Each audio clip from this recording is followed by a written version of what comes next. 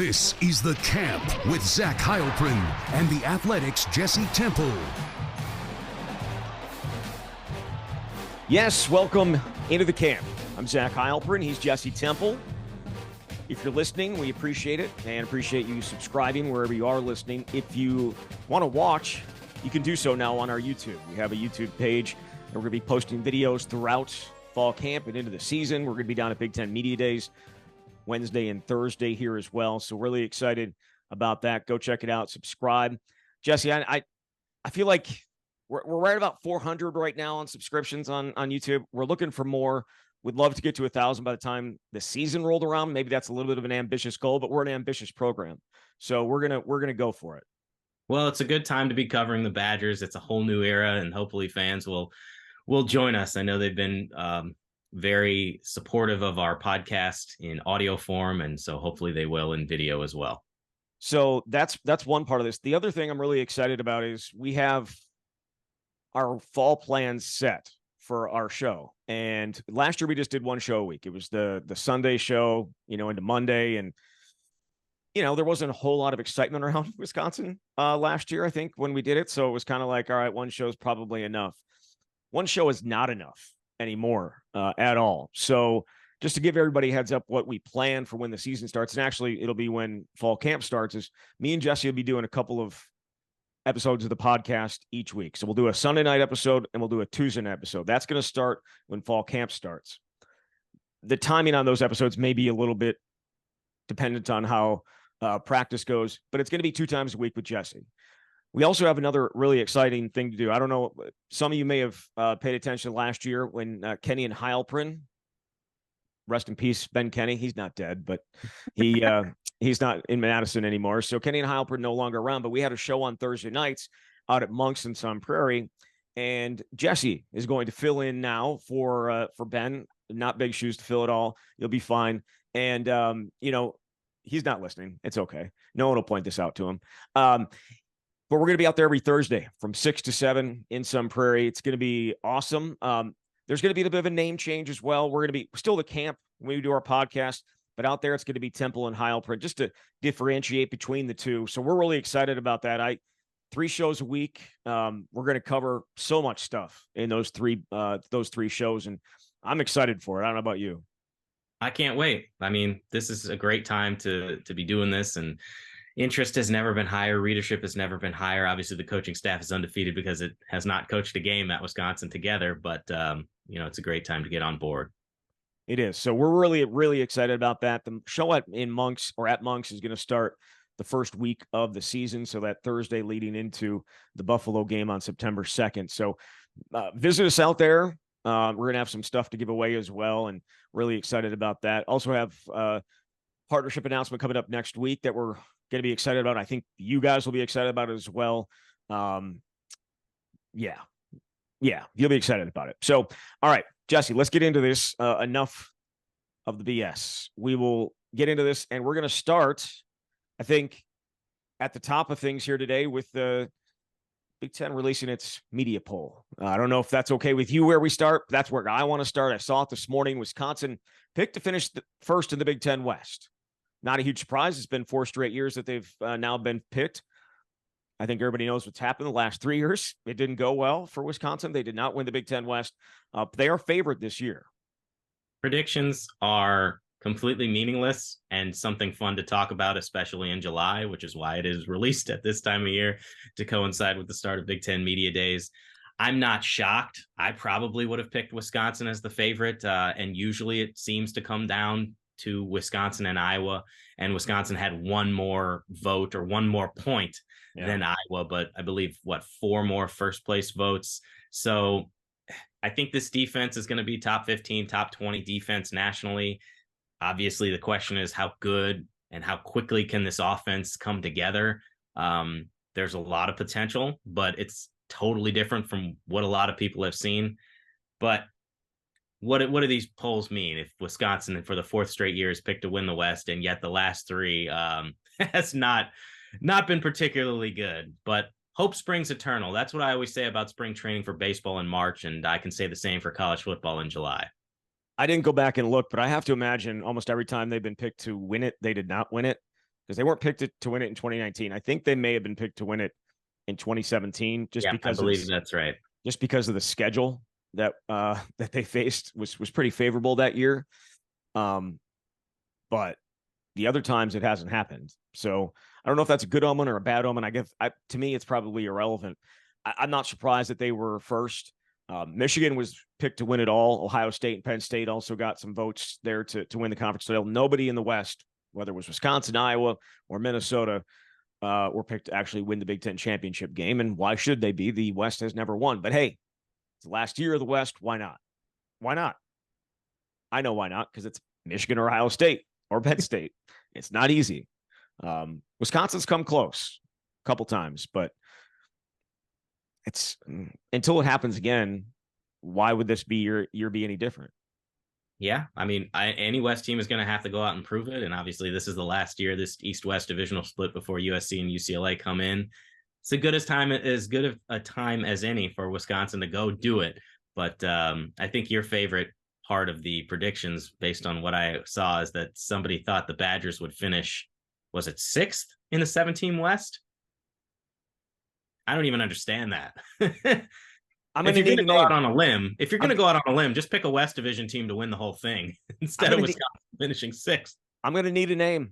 I need a name of that person that picked it, and I think we're going to find him. But I need a name, and it's not just to ridicule them, right? That's not what this is about. I need it out there so that we can praise them at the end if it ends up being true, or the much more likely aspect of this, ridiculing them for the rest of time if Wisconsin finishes above 6th in the conference. There was a couple of things that stood out to me. The fact that someone somewhere picked Northwestern not to finish 7th. I don't know. Like, I don't get that whatsoever. But to pick Wisconsin 6th, that means someone had Purdue or Northwestern. I guess it depends if this person put Purdue 7th, because Purdue is picked to finish last in some of these as well. But I'm going to need that name. Because I don't see Wisconsin finishing 6th. Not with this schedule. Maybe in other years, but not with this schedule. There's no chance. And I could be ridiculed later on for this take, but there's just no chance. Like, I don't, when you look at Wisconsin, like, it feels like this person only watched the spring game. Like, to me, that's what they're judging their entire thing on the spring game. Or the more likely aspect of it, they got somebody who, just filled it out on a whim, kind of like most people probably do, because it's a preseason poll and who cares. But 6th, really? Yeah, Old Takes Exposed is going to be all over our discussion here, whether it's right or wrong. I think a lot of it, and I'm speculating, obviously, because, again, we don't have a name, it's got to do with the skepticism around this offense, and just wondering how exactly it translates. And I'm interested to hear what some other people around the league have to say about, I mean, what are their thoughts when they heard about this? And people who have gone against Wisconsin every year, do they wonder about what the success rate is going to be? I think a lot of us certainly wonder how it's going to translate, but that has to be the biggest reason, is some skepticism around how this comes together and how quickly. Having said that, I would be stunned if it's a 6th place finish. We have seen some bad Badgers football here the last few years, and they still haven't been bottom of the barrel as far as I can remember. Right. Yeah. So there was also the preseason players of the year. I got preseason offensive, defensive players of the year. It on the offensive side of the ball, probably shouldn't be a huge surprise, Marvin Harrison Jr. But when's the last time a wide receiver won? Has a wide receiver won Big Ten Offensive Player of the Year? Probably should be doing some research on this before actually talking about it, but that's just not really my style. So, but yeah, so that was Marvin Harrison Jr. from Ohio State. He's on that one side. Cooper DeJean is the preseason defensive player of the year on defense, or the defensive player of the year. I can speak. Mumajong Meta got 1 vote, so he tied for 14th. Do you think, like, we look at Wisconsin's defense, and you talked about it earlier, you think Wisconsin's defense is going to be legit, but do they have a star, do you think?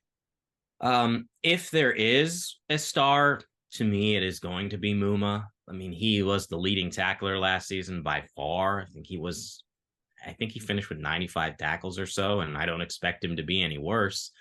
But I don't know that his name pops out when you're looking across the Big Ten landscape. For Wisconsin's defense, though, I would expect him to be the guy. Now, it's going to have to come from everywhere, and it will, based on the way that Mike Tressel is implementing his defense, but he would certainly be the one. I think for me, if I'm looking at candidates to be a player of the year type from Wisconsin, Braylon Allen is the one that I'm really interested in seeing. And this segues nicely into something that I just saw on The Athletic. Dane Brugler, who is our NFL draft expert, he released his way too early. It's always early until it actually happens in April with the NFL draft, but he was ranking the NFL draft prospects at running back, and he had Braylon at number 2, which I was just fascinated by. A kid with so much potential who's really only played running back full time for a couple of years. He stands to benefit, I think, in a big way with this new offense. Now, I think there are obviously questions about what it means for touches, how is the pass run ratio distributed, and how many carries and touches does he get in relation to Chez Mellusi. But to me, he is one who could put up some big time numbers in this type of offense. And he was picked to finish he finished 4th in the preseason voting behind Marvin Harrison Jr., Blake Corum, and JJ McCarthy. Like you look at this list, it's essentially Ohio State, Michigan, Penn State. There's Marvin Harrison Jr., there's Blake Corum, there's JJ McCarthy, there's Nick Singleton, there's Kyle McCord. A tackle got votes for preseason offensive player of the year. Oluf Fashanu. I don't think I'm pronouncing that correctly, but the offensive tackle from Penn State, who I believe is Dane Brugler's top-rated tackle. That would make sense. Travion Henderson, Donovan Edwards, and Emeka Egbuka all received votes for preseason offensive player of the year. That's insane to me. The only guys not from Michigan or from Ohio State or from Penn State, Tua's brother, Talia Talia Tagovailoa. Yeah, thank you. And Braylon. Right. Those, yeah. I mean, everyone else is from the other 3 schools, and I think that's probably a good bet that's going to end up happening. But, yeah, if Braylon, like I also saw something on Twitter, like they were trying to. It's been, I don't know, 4 or 5 seasons since somebody went over 2,000 yards, and they said who will do it, who has a chance to do it, and Braylon was one of those people. I feel like I would be shocked if you got enough touches, based on kind of what I think Phil Longo wants to do with Chez Mellusi and Braylon Allen together to get to 2,000 yards.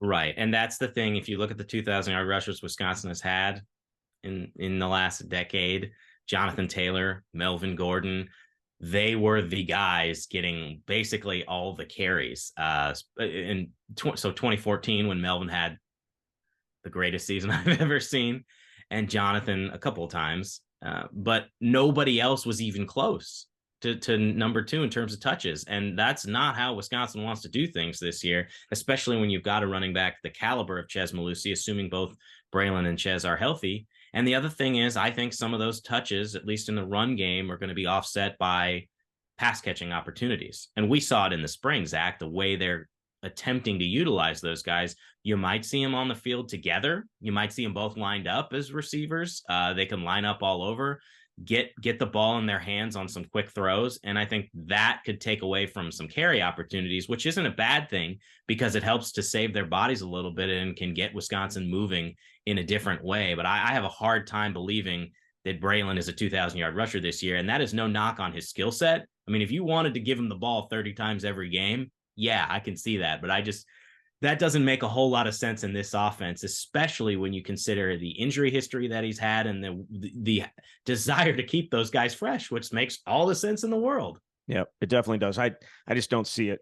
There was another, before the poll came out on The Athletic, Austin Mack put out like this percentages. I think it's some kind of like computer simulation, right? That they put out percentages, gives Wisconsin an 8.7%, or excuse me, 11.7% to win the conference. You're the only Big Ten West team above 2.4%.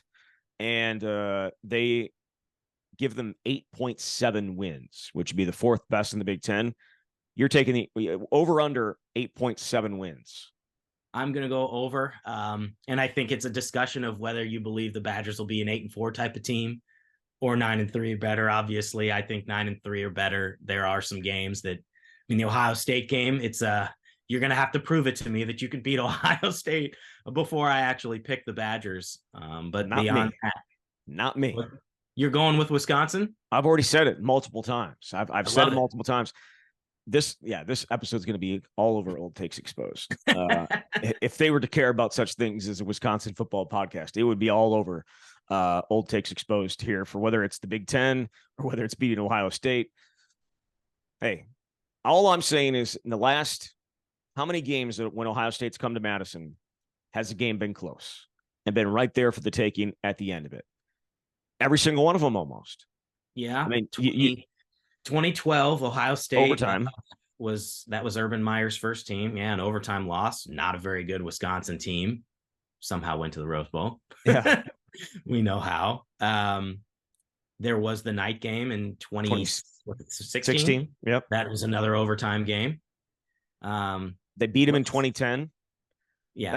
I mean, Ohio State hasn't been here since 2016. Yeah. Screw you, Big Ten. That's ridiculous. But when you think, you go back and look at all the games that they've played, almost all of them have come down right to the wire. And Wisconsin's won a couple of them, obviously. They the 2008 game came right down to the wire, and Terrell Pryor scored late in that one to beat Wisconsin. But yeah, 2010, obviously 2003, like all of them come close. Like if this game was in Ohio, I'd say no, there's not a chance in hell. If this game was at the Big Ten championship game or in Indy, probably no. I'm not gonna pick Wisconsin.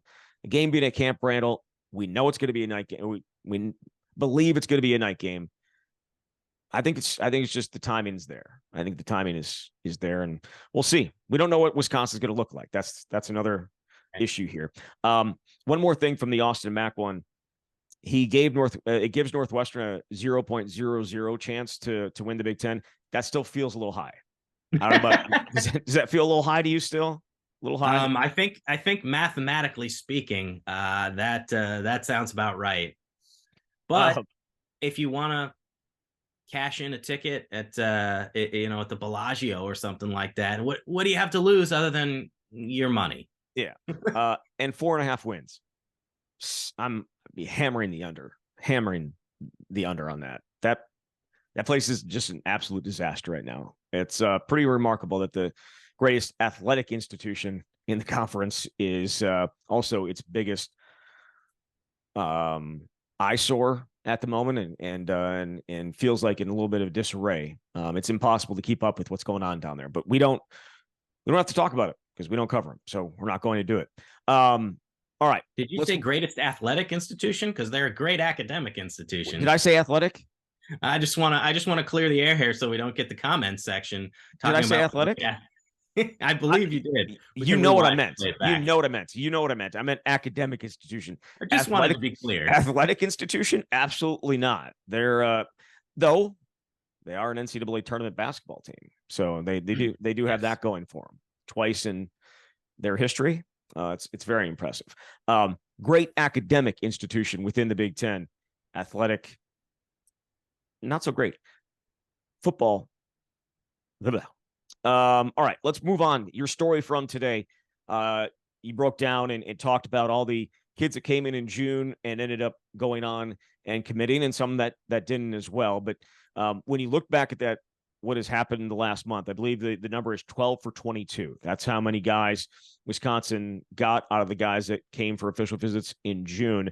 The numbers don't necessarily jump out compared to some of the other numbers, and I'll let you run those down if you want to. But you did point out that the talent that actually came and the type of players that came was a little bit different.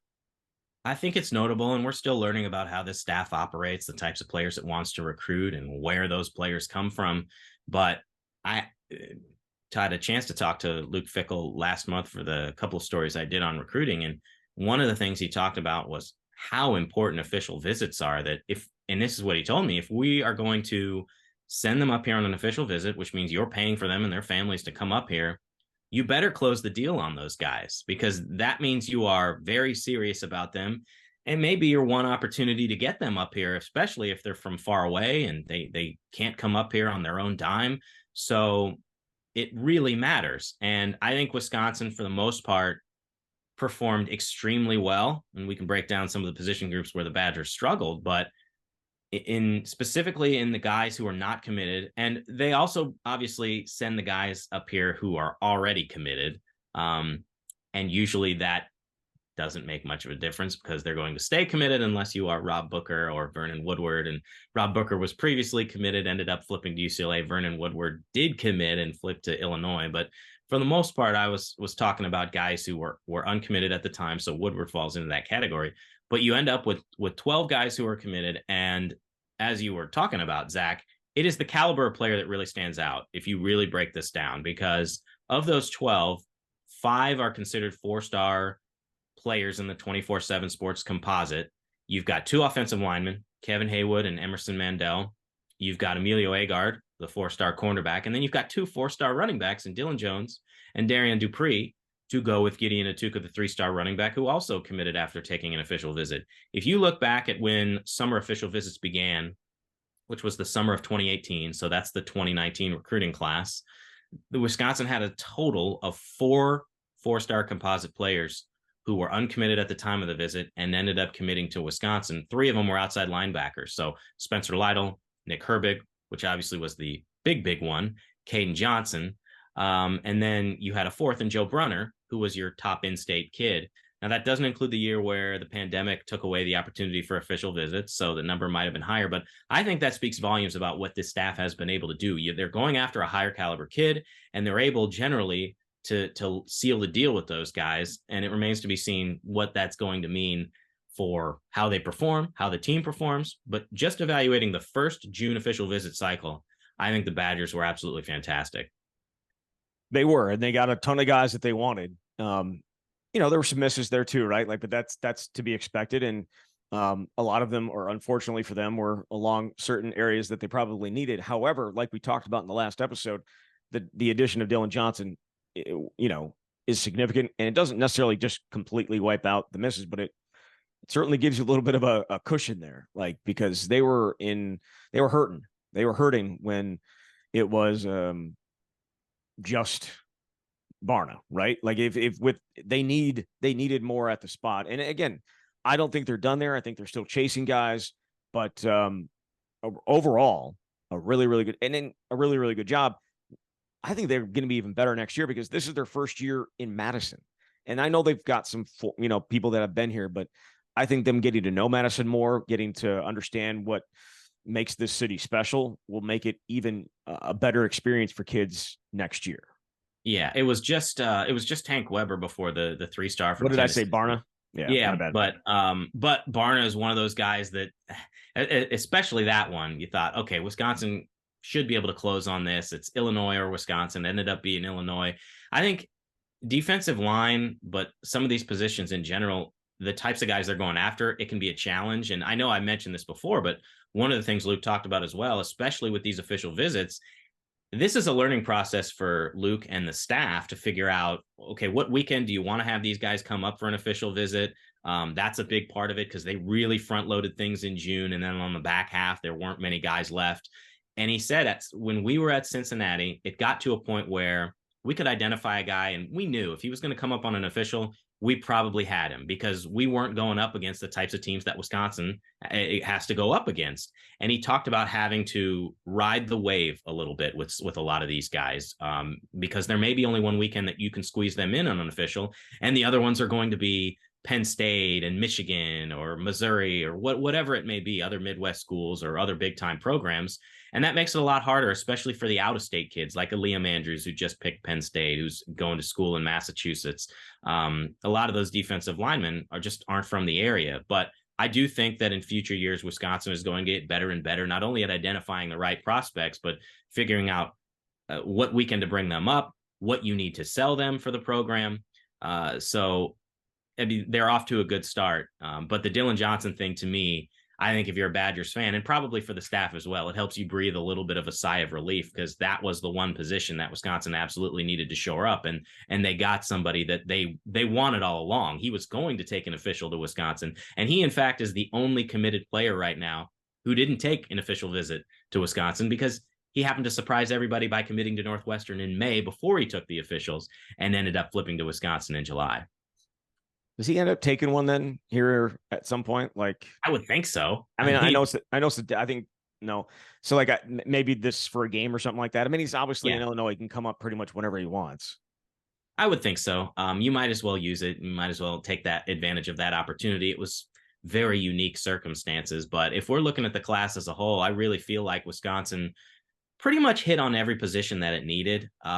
Obviously, they've got the 4-star quarterback with Maybe Retire, who's the first commit to lead this class. You now have 3 running backs, 2 of whom are 4 stars. You only did get 1 wide receiver with Kyan Barry Johnson. I think he's one of the most underrated guys in the class, and people are just now starting to see how talented he is, especially when he goes to these camps and dominates in one-on-one situations.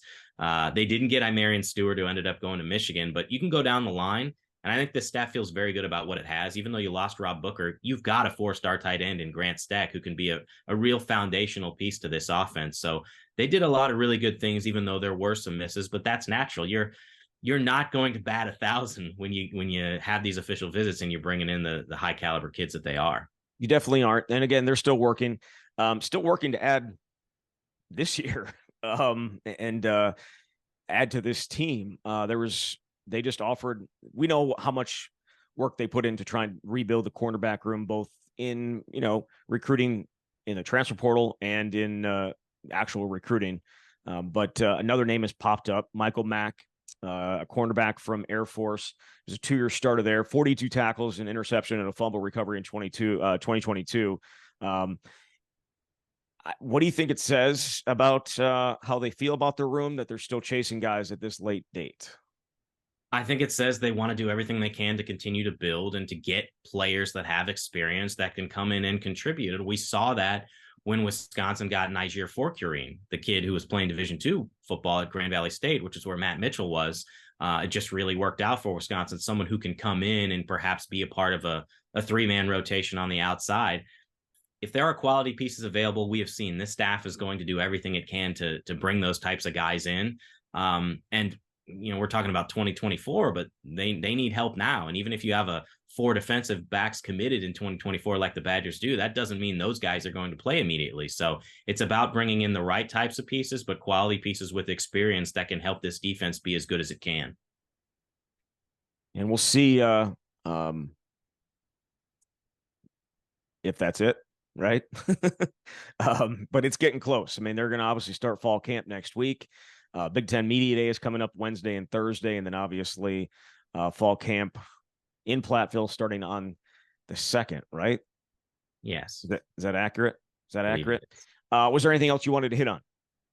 No, I think we pretty much covered it. The one other thing that I wanted to add about the official visit discussion and really what has happened in the 2024 class is for all the hand-wringing that went on the last couple of months about in-state recruiting, look at the positions that Wisconsin was able to fill from the guys that were in-state. I mean, Wisconsin is 0 for 5, if you want to look at it that way, in terms of the top 5 players in the state. I know certain people elsewhere.